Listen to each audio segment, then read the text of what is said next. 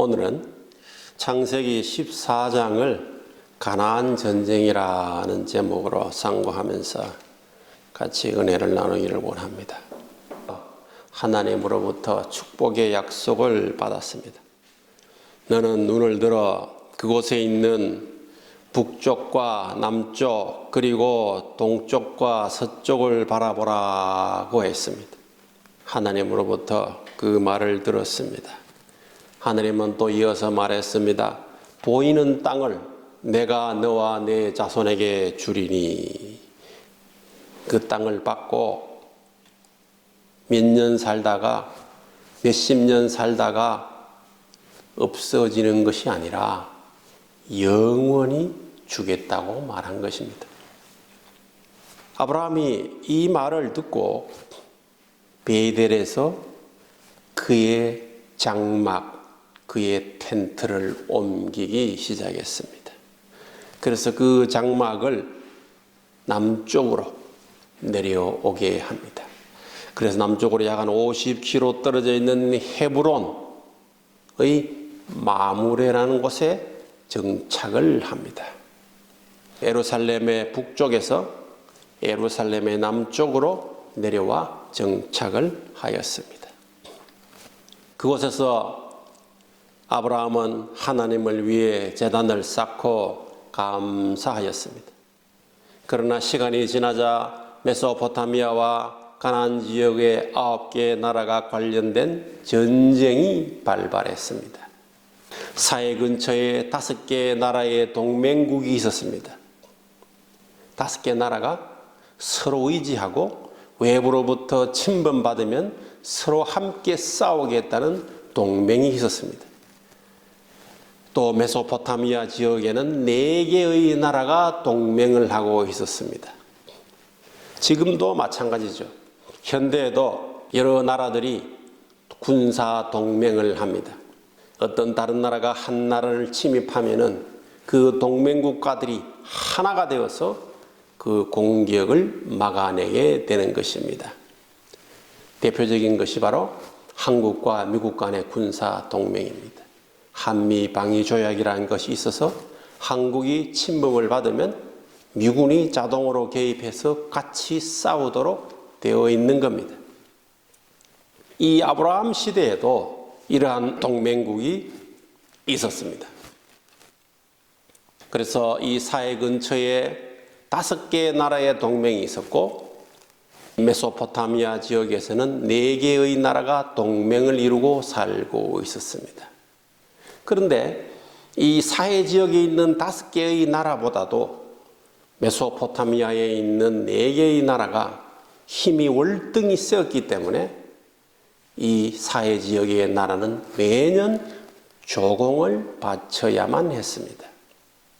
마치 조선시대, 고려시대에 고려가 조선이 중국에게 조공을 매년 바치듯이 그를 바치는 그러한 속국의 입장에 있었던 것입니다.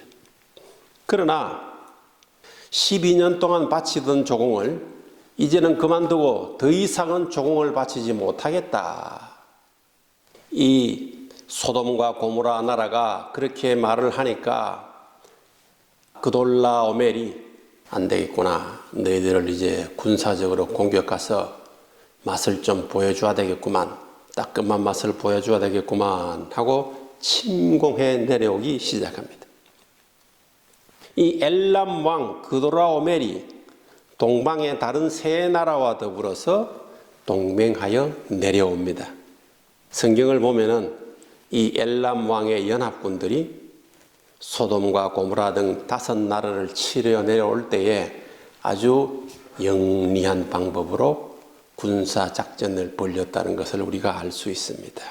그냥 바로 이 5나라를 치게 되면은 거리도 멀었을 뿐만 아니라 내려오는 동안에 이 5나라가 주변에 또 다른 나라와 더불어서 동맹을 맺고 반격을 하기 시작하면은 아무래도 쉽지 않은 전쟁이 될 거라고 생각을 했는지 오는 동안에 일일이 정복을 하고 들어옵니다. 먼저 6개의 족속을 치기 시작했습니다. 그들은 북쪽에서 내려오면서 순서대로 르바 족속을 치고 또 수수 족속을 치고 엠 족속을 치고 호리 족속을 쳤습니다. 그리고는 이 5개의 동맹 나라인 소돔과 고모라 쪽을 치지 않고 그 밑으로 남쪽으로 더 내려가서 아카바만에 있는 엘바란까지도 쳐서 아말렉 족속, 아모리 족속까지도 다 정복을 해버립니다. 아마 남쪽 여러 나라들이 가나안 5개국과 연합하여서 동맹으로 나오면은 엘람 왕에게는 전쟁이 어려워질 수 있다는 계산을 하였을 테고, 또 이참에 이 5개의 나라뿐만이 아니라 다른 모든 지역에 있는 나라까지도 그냥 정벌해서 순순히 우리 말을 잘 듣도록 만들어야 되겠다 하는 엘람 왕의 생각이 있었던 것 같기도 합니다. 그런데 이들이 정벌하고 내려왔던 그 원정길은 가까운 길은 아니었습니다. 약 450km에 이르는 먼 길을 그들은 정복하고 나왔습니다. 드디어 이제 이 엘람 왕이 소돔과 고모라를 포함한 5개의 나라를 치기 시작했습니다. 그러나 이 소돔 고모라 이 5개의 나라는 나름대로 전략을 세웠습니다. 바로 이 시딤 골짜기는 어디냐? 바로 지금의 사해 근처에, 사해의 밑에 근처에 있는 골짜기입니다. 이곳에는 이 역청이 많아서, 역청이란 아스팔트와 같이 끈적끈적하게 붙는 그런 물질들이 많은 골짜기가 있습니다. 그곳에서 전쟁을 하면은 우리는 그 지형을 잘 알고 있으니 저 적군들이 그리로 들어오기만 하면은 다 몰아넣어서 그냥 끈적이 속에다가 집어넣어서 우리가 전쟁을 승리할 수 있을 것이다. 이렇게 생각을 했던 것 같습니다. 참 신기하게도 이 소돔과 고모라 왕들이 그러한 전략을 생각하는 것과 같이 현대 이 시대에도 어떤 무기가 있느냐 하면은 끈적이 무기가 있습니다. 끈적이 무기. 끈적이 무기는 적군에게 끈적끈적하는 물질을 쏘아가지고 잘 움직이지 못하도록 하는 거예요. 그래서 생명은 지장이 없지만 활동에 장애를 주어서 꼼짝을 할 수 없도록 하는 그러한 무기가 개발되어 있습니다. 그러나 전쟁은 소돔 왕을 포함한 가나안 5개의 동맹국에 있지 않았고 4개의 메소포타미아 왕들에게 승리가 주어졌습니다.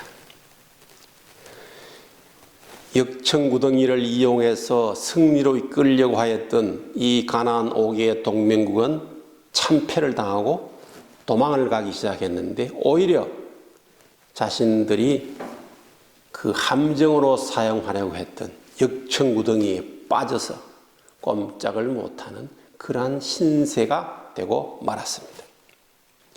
전쟁에 승리한 이 동방인의 왕들은 소돔과 고모라 그 부유했던 나라에 그 지역에 있던 모든 재물과 양식과 사람들을 전리품으로 데려가 버렸습니다. 옛날에는 사람이 큰 전리품입니다. 왜냐? 사람을 전쟁에서 승리하여 잡아가면은 노예로 쓸 수 있고 생산 활동에 도움이 되기 때문에 물질뿐만 아니라 사람까지도 전리품으로 잡아가는 것이었습니다. 롯은 때 같이 잡혀가는 신세가 되었습니다.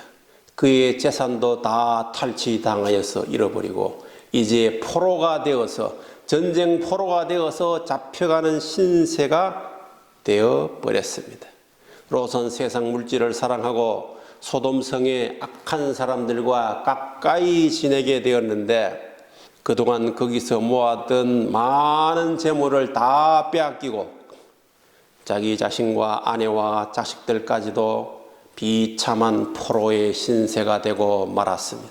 아브라함과 헤어질 무렵에는 요단 들판을 선택하여서 거기에 머무르고 차마 소돔까지는 들어가지 않았지만 결국 그는 소돔에 깊이 들어가서 소돔의 한 일원이 되어서 소돔 사람으로 살아갔고 그곳에서 부를 축적하였고 그곳에서 누리고 살았던 것입니다. 그러나 그는 이제 그곳에 살았었기 때문에 포로가 되었고 그의 재산을 다 잃을 수밖에 없는 그러한 환경에 처해졌던 것입니다.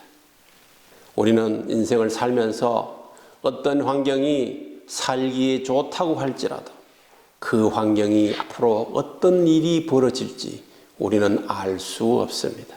마치 코로나 바이러스를 통해서 지금 당장 겪고 있는 이 바이러스 아무도 생각하지 못했지만 지금 우리는 그러한 비행기와 관련되는 여행과 관련되는 그리고 호화 크루즈를 타고 여행하는 그러한 곳에 종사하는 사람들, 그러한 업종에 있는 그러한 회사들은 엄청난 어려움을 겪고 있는 것입니다.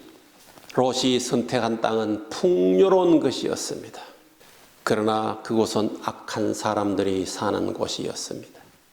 아브라함은 전쟁 중에 포로로 잡혀갔다가 도망쳐온 사람이 그에게 전해주는 말을 들었습니다. 바로 아브라함의 롯이 사로잡혀갔다는 것이었습니다.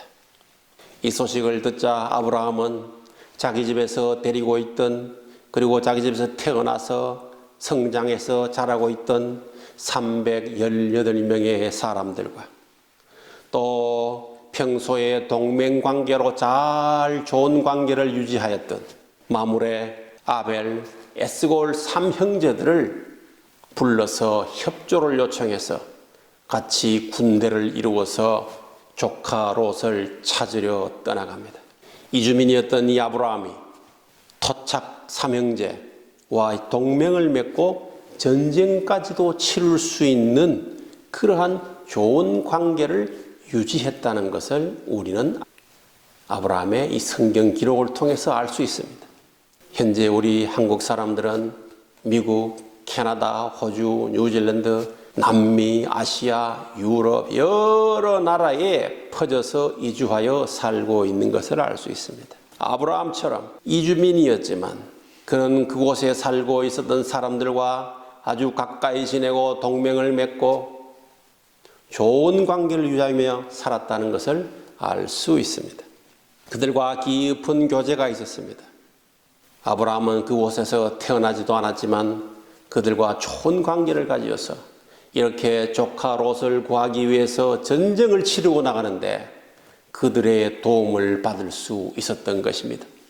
아브라함은 하나님의 축복으로 많은 재산을 가지고 있었습니다. 어떤 이들은 이렇게 말합니다. 이민 1세대들 이주한 사람들은 재산을 모으거나 잘 살기가 힘들다고 말합니다.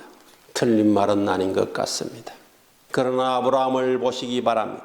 하나님이 함께 하시고 복을 주시면 이주민이라도 풍요롭게 재산을 가지고 살아갈 수 있다는 것을 알 수 있습니다. 그는 그 지역에서 영향력이 있는 사람이었습니다. 그래서 마므레 3형제의 도움을 받아서 전쟁을 함께 치를 수 있었던 것입니다. 전쟁은 아브라함의 승리였습니다. 야간의 기습 공격을 통해서 승리할 수 있었습니다. 이렇게 전쟁은 밤에 일어나는 경우가 많습니다. 현대전에서도 그렇습니다. 미국 군대는 전쟁할 준비가 되어 있다라는 말을 할 때에 ready to fight tonight 이렇게 말을 합니다. 오늘 밤에 싸울 준비가 되어 있다 이렇게 말하죠. 내일 낮에 싸울 준비라고 하지 않고 오늘 밤에 싸운다고 말합니다. 하나님은 그 앞에 악한 소돔과 고모라 이 두 나라는 동방연합군에게 패하게 하셨지만 목축하고 집에서 그냥 살아가던 그러한 아브라함의 사람들은 그 강한 군대를 이기게 하고 빼앗겼던 재물과 사람들을 다 찾아가지고 돌아올 수 있도록 하셨습니다. 마치 다윗이 조약돌로 거대한 장수 골리앗을 눌러서 전쟁을 승리로 이끈 것처럼 아브라함에게도 하나님이 전쟁은 하나님의 것이라는 것을 확신시켜 주셨습니다. 무엇을 하든지 그 결과는 하나님에게 달려 있는 것입니다. 하나님이 도우시면 이루어질 수 있는 것이요, 하나님이 아니라고 하시면 이루어질 수 없는 것입니다. 전쟁에 승리한 아브라함을 영접하려 나온 사람이 있습니다. 바로 소돔 왕과 살렘의 왕이요 하나님의 제사장인 멜기세덱이라는 사람입니다. 이 두 사람은 참으로 대조적인 사람입니다. 소돔 왕은 반역하여 패망한 나라가 되었으니 아브라함으로부터 자신의 사람을 찾아서 나라를 재건하려고 하는 신세가 되었습니다. 그러나 멜기세덱은 가나안 땅에 찾아온 아브라함을 통하여서 이룩한 평화와 안전을 회복시킨 것에 감사하기 위해서 떡과 포도주로 아브라함을 영접하였던 것입니다.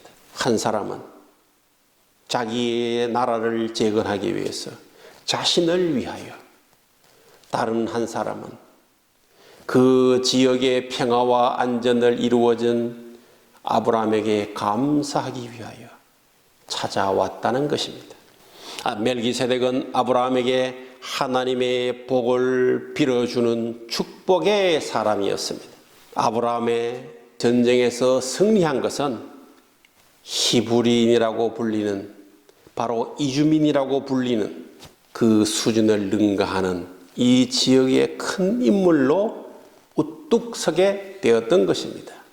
아브라함은 이 전쟁을 통하여서 그 지역 사회에서, 그 나라에서 우뚝 설 수 있게 되었던 것입니다. 하나님의 사람들에게는 종교의 의무와 함께 이웃에 대한 생명과 안전과 환경을 돌아보는 책임도 있습니다.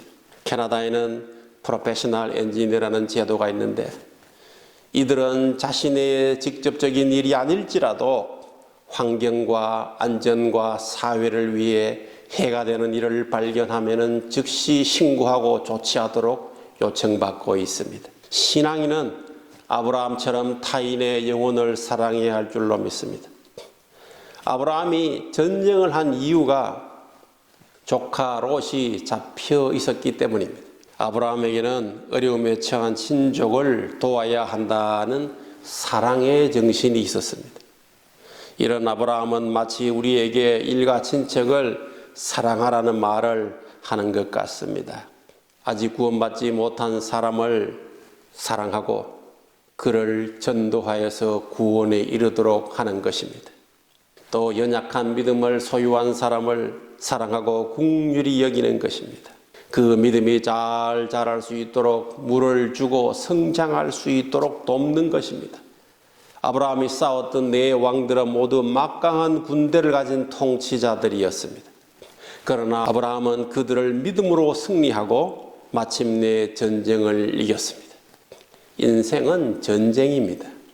다행히 군대가 싸우는 세상 전쟁을 겪지는 않을 수도 있습니다. 영적인 전쟁은 하늘나라에 갈 때까지 늘 있는 것입니다. 사도 바울이 말한 것처럼 믿음의 선한 싸움을 싸우고 승리하는 저와 여러분이 되시기를 축복합니다. 바울은 수고가 넘치도록 하고 옥에 갇히기도 많이 하고 매도 수없이 맞고 여러 번 죽을 뻔했다고 했습니다. 바로 하나님의 복음의 메시지를 전하기 위해서 그가 했던 것입니다. 유대인들에게는 40에서 하나를 뺀 39대를 5번이나 매를 맞았습니다. 전도를 다니다가 3번 태장을 맞았고, 1번은 돌로 맞고, 3번은 파선해서 힘들었고, 일주일은 깊은 바다에서 지냈다 그랬습니다. 여러 번 여행하면서 강물에 떠내려가는 위험을 겪었고, 강도로부터 위험을 당했다고 그랬습니다. 뿐만 아니라 동족으로부터 위협받았고 이방인으로부터 위협받았고 시내로부터 위협받았고 광야에서부터 위협받았고 바다로부터 위협받았고 거짓 형제로부터 위험을 당했다고 했습니다. 또 수고하고 애쓰고 여러 번 자지도 못하고 굶주렸습니다. 목말랐습니다.